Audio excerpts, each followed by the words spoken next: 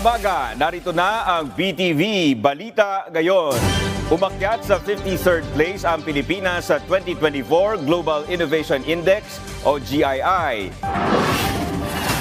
Inanunsyo ng National Economic and Development Authority o NEDA ang pagtalo ng Pilipinas mula sa 56th place noong 2023 sa listahan ng 133 bansa. Mas mataas pa ito sa 54th rank na target ng Philippine Development Plan 2023 to 2028. Ayon kay NEDA Secretary Arsenio Balisacan, patunay ito ng paninindigan ng Pilipinas sa paggamit ng inobasyon at sa pagpapaigting ng ating competitiveness sa domestic at global market. Dagdag niya, patuloy ang pamahalaan sa pagtuon ng pansin sa inobasyon bilang pangunahing nagsusulong ng pag-unlad ng ekonomiya.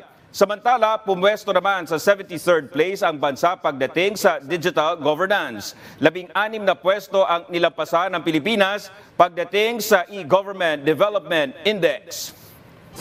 Nakipag-ugnayan ang Armed Forces of the Philippines at ang Joint U.S. Military Assistance Group o JUSMAG sa lokal na pamahalaan ng Batanes para tiyakin ang epektibong relief operations para sa mga nasalanta ng Bagyong Julian.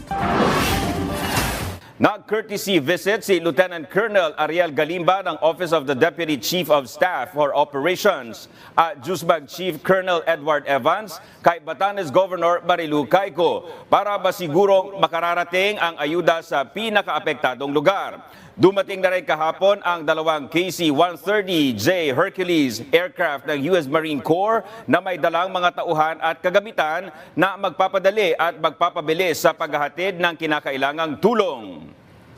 At yan ang mga balita sa oras na ito. Para sa iba pang updates, i-like at i-follow kami sa aming mga social media account. Ako po si Dominic Albelor para sa Pambansang TV sa Bagong Pilipinas. Magandang umaga!